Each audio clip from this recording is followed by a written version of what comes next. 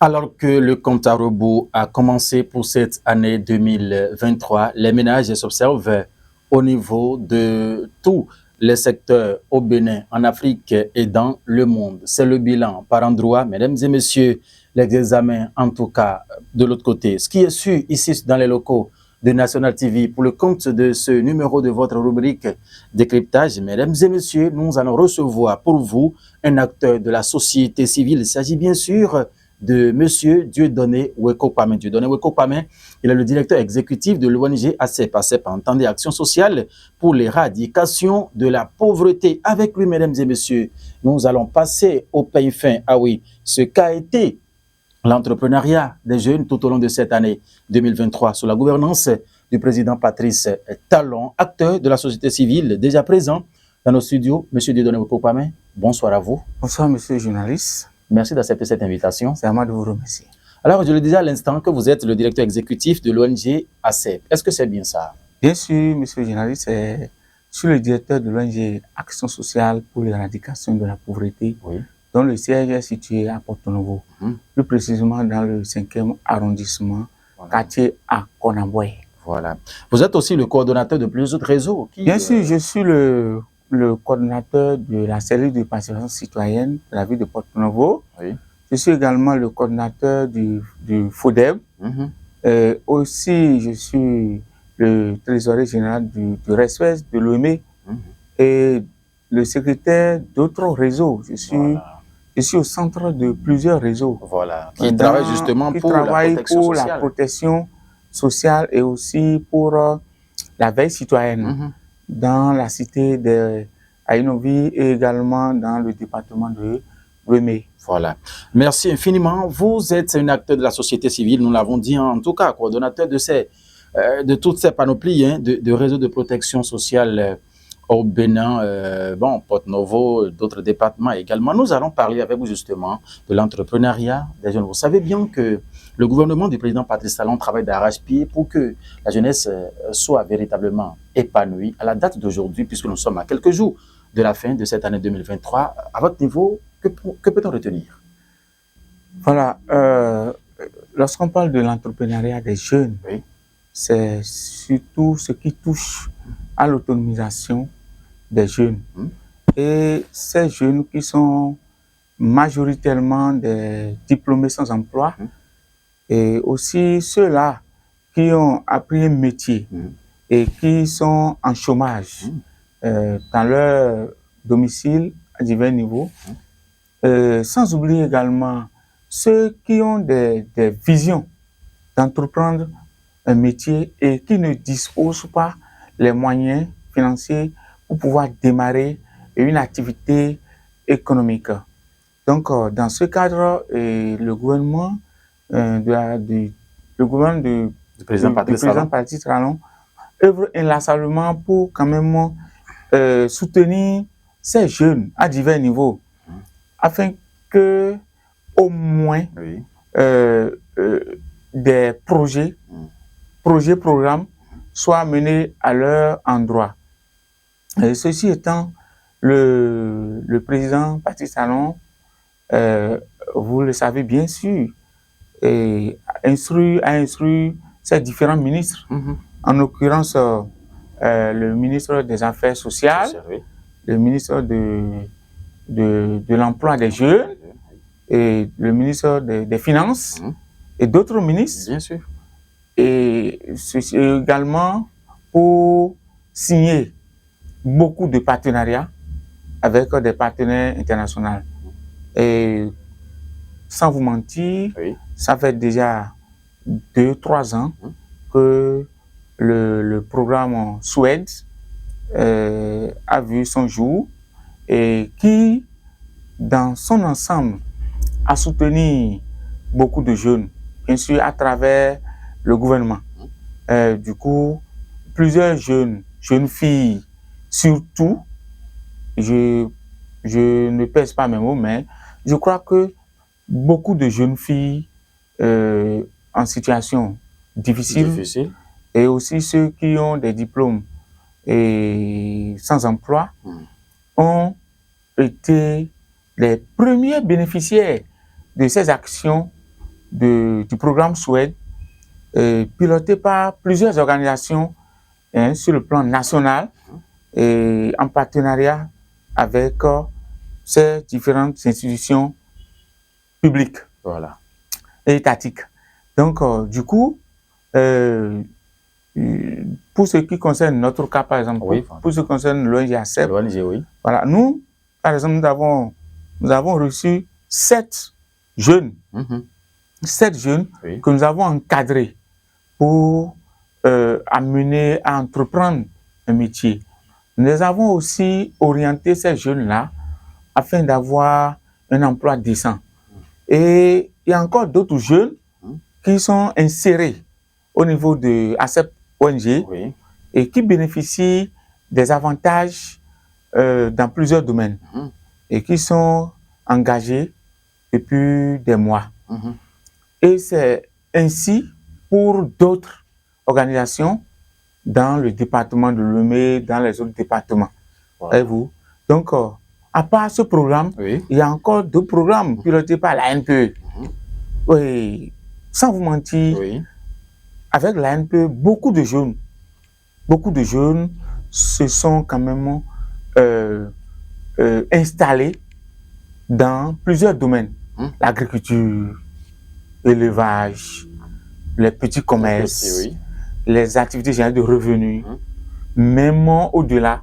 Même il y a aussi des sociétés de transformation agroalimentaire, des sociétés de transport et encore des établissements, des entreprises, des structures étatiques et non privées ont recruté pas mal de jeunes avec le programme programme piloté par la NPE, l'entrepreneuriat. Il y a aussi le programme Azoli. Tout ça là, c'est des panoplies. Voilà. C'est des panoplies. Donc, avec Dieudonné Weko Kwame, nous pouvons dire ce volet sous la gouvernance du président Patrice Talon pour cette année 2023, ça a véritablement pris corps. Non seulement 2023, c'est depuis 2022 que ça a commencé. D'accord. Même, je dirais même 2021. Parce que le programme a duré de 3 ans.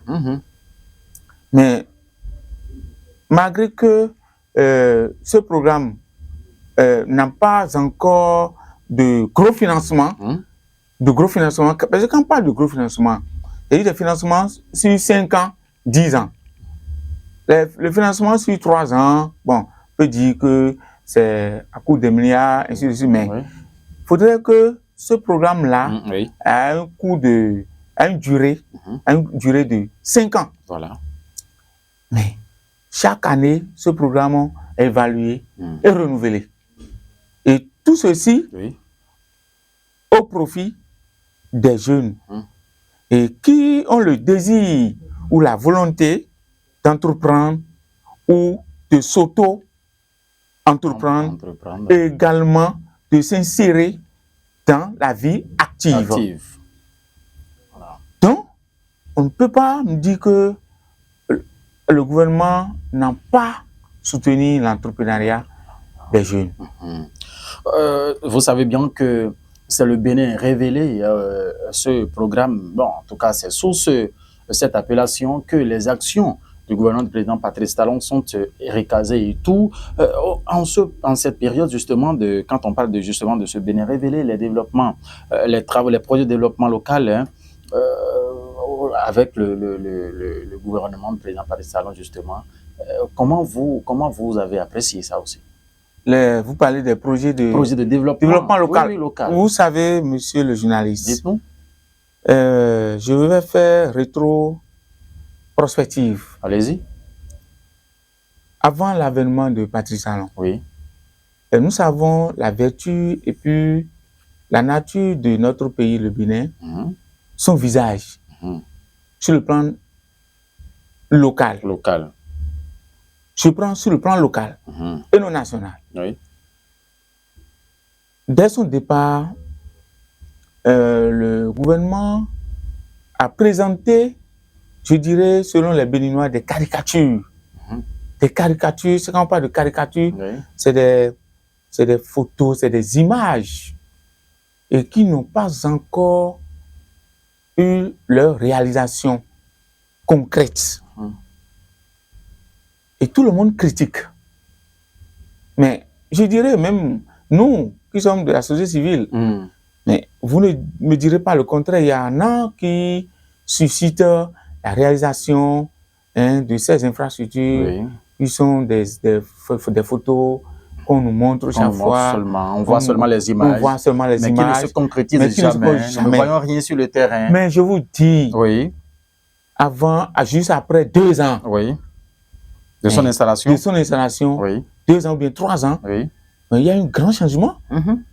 Et il y a eu, premièrement, son programme d'action, PAG 1, et actuellement c'est le PAG 2.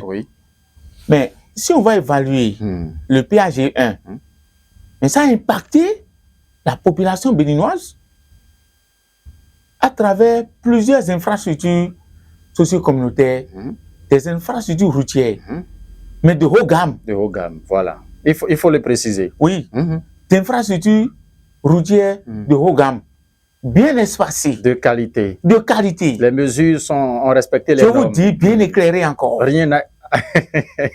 Non. Bien éclairé. Bien éclairé. Parce que chaque route tracée, il y a l'installation électrique qui des panneaux solaires un peu partout. Et c'est ça, c'est-à-dire, ça a permis de faire économie d'énergie. Vous savez, en temps, c'est des poteaux électriques qui sont installés de part et d'autre. Et ça agit sur l'énergie, ça agit sur la société. Oui, justement, parce que la consommation domestique, justement, prenait un coup. Exactement. Voilà. Mais aujourd'hui, maintenant, avec l'installation de ces panneaux solaires un peu partout, sur les tronçons, sur les voies, mais je vous dis, moi, j'ai parcouru plusieurs communes jusqu'au nord.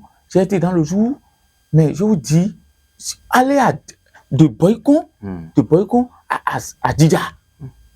Mais vous allez voir ces infrastructures, ce que ça donne. C'est pas seulement Cotonou, Porto-Novo. Non. Allez à Boycon pour voir ce qui se passe. Mais je vous dis, mais aujourd'hui maintenant, regardez notre voie de... Regardez Adjara. Adjara se transforme.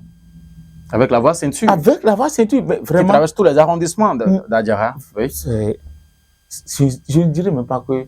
C'est un président qui est ambitieux.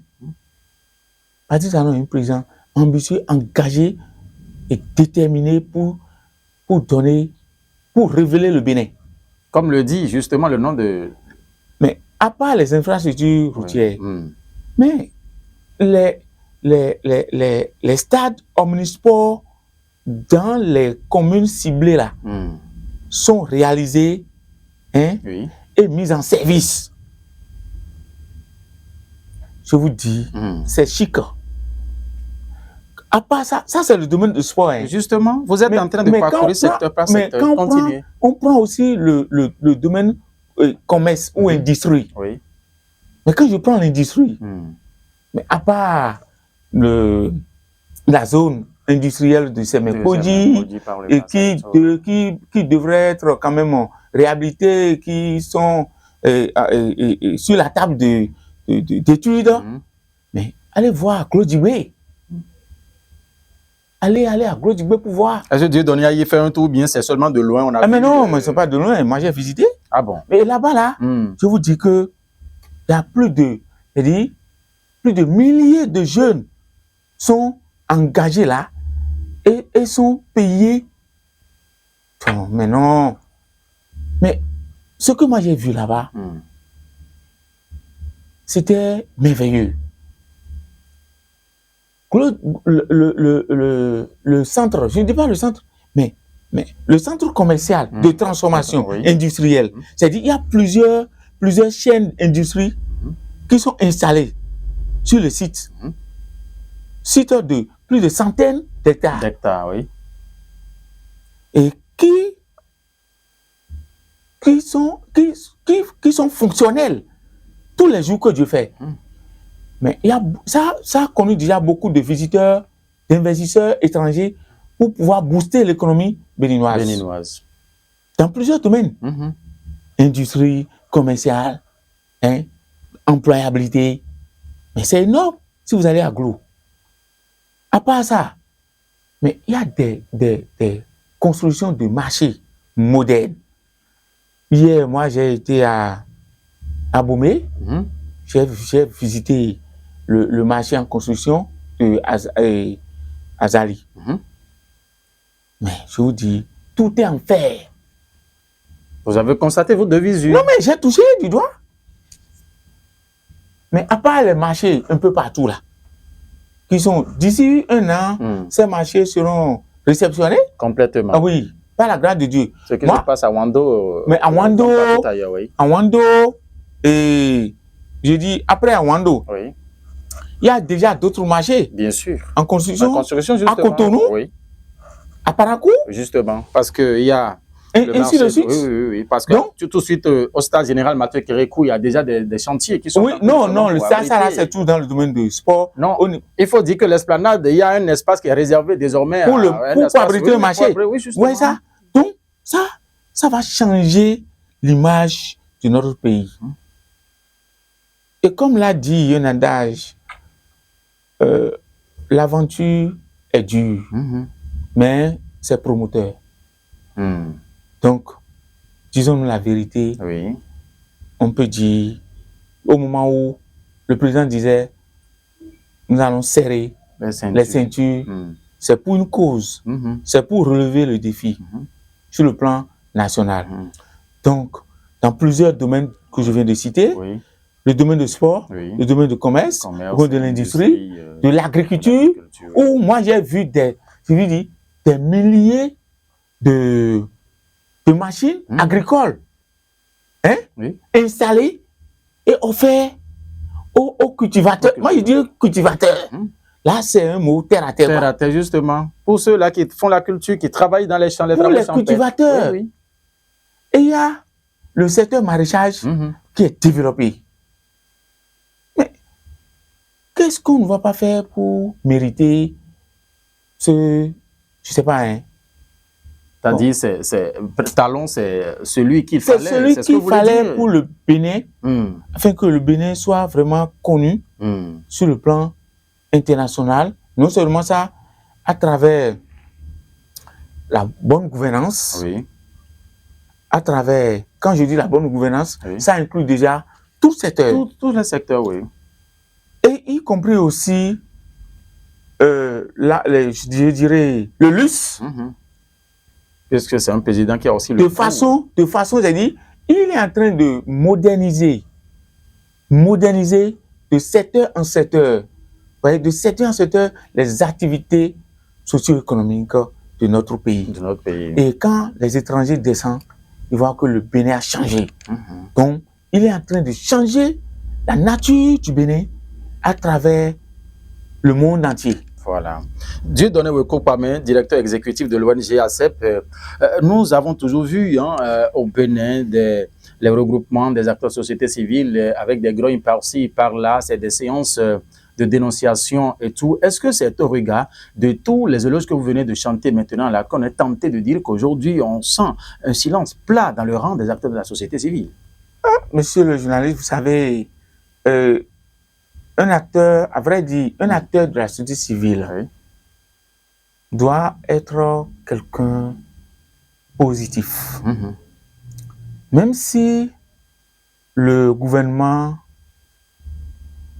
à travers son président, mène des actions néfastes à l'endroit de sa population, un acteur de la société civile ne doit pas être quelqu'un de parti pris. Il doit quand même faire des propositions, propositions positives pour quand même améliorer les choses. Pour améliorer les choses. Il ne doit pas critiquer pour critiquer. Un acteur de la société civile, si vous voyez aujourd'hui le silence plat à l'endroit de ceux-là qui sont nos aînés et qui critiquaient, qui faisaient des propositions et qui, je ne dirais pas, et qui obligeait les autorités à changer les gammes. Alors, aujourd'hui, il y a eu silence plat. Il faut savoir qu'il y a d'autres qui ont fini leur mission. Nos aînés qui ont déjà fini leur mission, il reste encore d'autres jeunes pour emboîter le pas de nos aînés.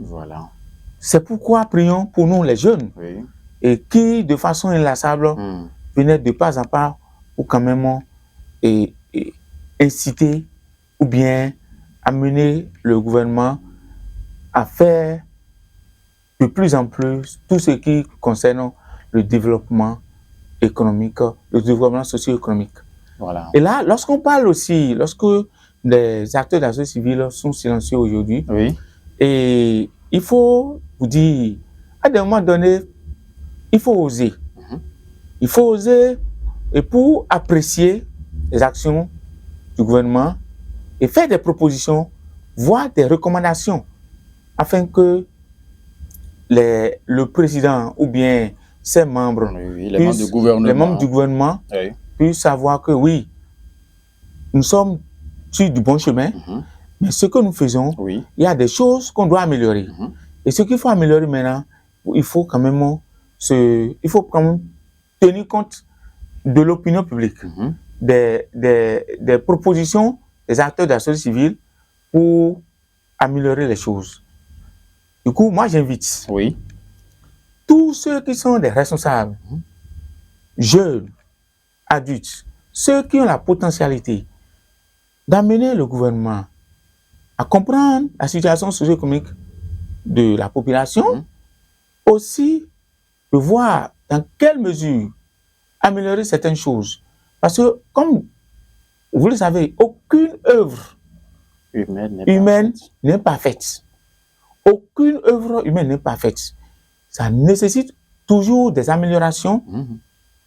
Et pour qu'il y ait amélioration, il faut des suggestions, des recommandations, des critiques positives. Justement. Pour améliorer les choses. Et non injurier, insulter, ou bien insulter le gouvernement, insulter le chef de l'État. Ça n'amène nulle part. Ça ne profite à rien. Ça ne profite à rien. Au contraire, il faut amener le chef à comprendre certaines choses. Voyez-vous. Donc, aujourd'hui, nous sommes engagés.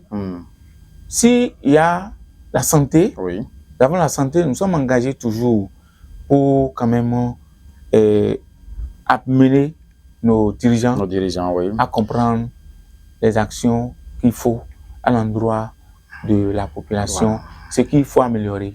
Voilà. Dieu donné mais si nous comprenons un peu votre développement, on est tenté de comprendre peut-être que, oui merci Guillaume, on est tenté de comprendre que bon, c'est pas que sur toute la ligne, tout est rose, c'est-à-dire il y a des trucs qui normalement devraient être, tout n'est pas rose. Excusez-moi, je ne m'arrache pas la parole. Allez-y. Vous savez, comme je disais, aucune œuvre n'est parfaite, aucune œuvre humaine n'est parfaite. Il y a toujours des choses à améliorer. Moi, en tant qu'acteur de la société civile, et il est, même veut ou pas, il est le père de la nation. Bien sûr. Il y a certaines choses qu'il va revoir pour quand même améliorer la chaîne sociale. Alors, quand on parle de la chaîne sociale, il y a beaucoup de nos patriotes qui souffrent, qui sont en difficulté de manque, toujours manque d'emploi. Il y a des infrastructures à améliorer aussi. Il y a beaucoup de routes à faire, même si aujourd'hui la majorité évolue. Et aussi, l'employabilité reste aussi à revoir. À collaborer aussi, surtout avec les institutions, les organisations de la société civile qui sont vraiment engagées pour aider le gouvernement. Aussi, non seulement ça, et renforcer comme d'habitude et de revoir même le secteur éducatif. Où il y en a beaucoup d'enfants et dans nos contrées, dans nos villages, il y en a aussi qui n'ont pas les moyens pour inscrire leurs enfants à l'école. Il faut aider les ONG, les associations de développement pour que ces cas soient quand même soutenus. Aider aussi les organisations de la société civile pour que les partenaires au développement puissent soutenir, financer les associations à divers niveaux. Pourquoi pas citer les investisseurs afin que les entreprises revoient un peu les taxes à la baisse afin que ces structures-là puissent quand même émerger. Parce que c'est ça qui va aider la communauté à la base. C'est ça qui va créer encore plus d'emplois. Voyez-vous, à l'endroit de la jeunesse en souffrance, à l'endroit aussi des artisans qui, beaucoup ont des diplômes, mais qui n'ont pas les moyens pour s'installer. Donc tout ça là, c'est des questions qu'il faut quand même, qu'il faut attirer l'attention de nos ministres et de nos directions à divers niveaux. Il y en a qui ont les diplômes, mais qui ne sont pas installés. Ils sont à la maison. Donc moi, j'implore la clémence du gouvernement à soutenir surtout le ministère des Affaires sociales pour que le travail au fond dans nos contrées soit une réalité. Et il faut impliquer les ONG qui sont engagés pour le social. Parce qu'il a mis l'accent sur le social dans son PAG2. Oui. Donc il est très important que ces organisations de la société civile soient quand même collaborent avec le ministère des Affaires sociales dans le cadre du microcrédit à l'AFIA. Oui.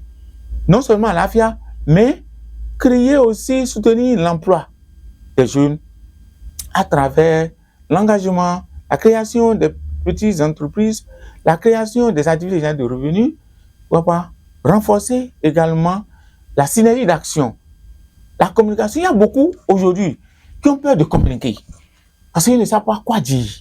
Si tu ne sais pas parler, tu vas te retrouver à la criette. Merci à vous, voilà. Dieudonné Wekopame, directeur exécutif de l'ONG Action sociale pour l'éradication de la pauvreté. Sur ce plateau de l'émission Décryptage, nous avons donc passé au peigne fin quelques actions du gouvernement du président Patrice Talon dans le domaine du social, l'entrepreneuriat, des jeunes et que sais-je encore. Puisque nous sommes presque à la fin, sinon à la fin de cette émission, Dieudonné Wekopame, quel sera votre message pour conclure?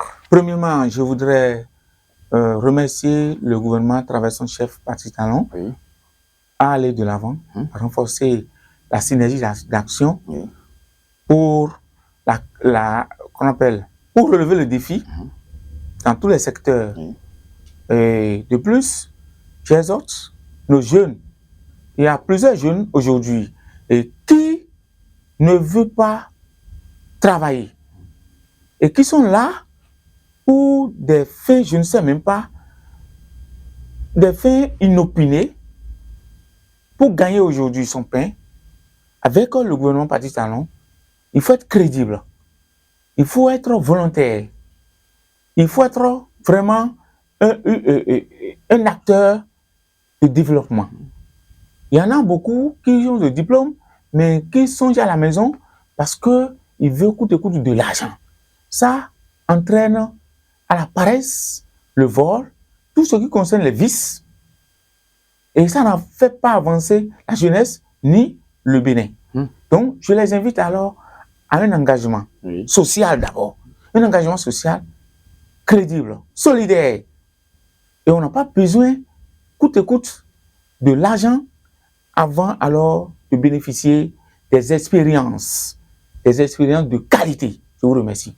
Merci à vous, Dieudonné Wekopame. Vous êtes le directeur exécutif de l'ONG Action sociale pour l'éradication de la pauvreté basée à Porto Novo, coordonnateur de plusieurs réseaux et cellules qui luttent justement dans le cadre de la protection sociale. Nous avons abordé pas mal de questions dans cet entretien avec vous, entrepreneuriat, des jeunes défis et perspectives. Nous en avons parlé, projet de développement local réalisé par le gouvernement pour le Bénin révélé n'a pas été occulté. Mesdames et messieurs, le silence des acteurs de la société civile sous la gouvernance Talon. Mesdames et messieurs, ce sont donc des questions que nous avons abordées tout au long de cette émission. Merci infiniment de nous avoir suivis. Guillaume Kanri à la réalisation, merci à vous.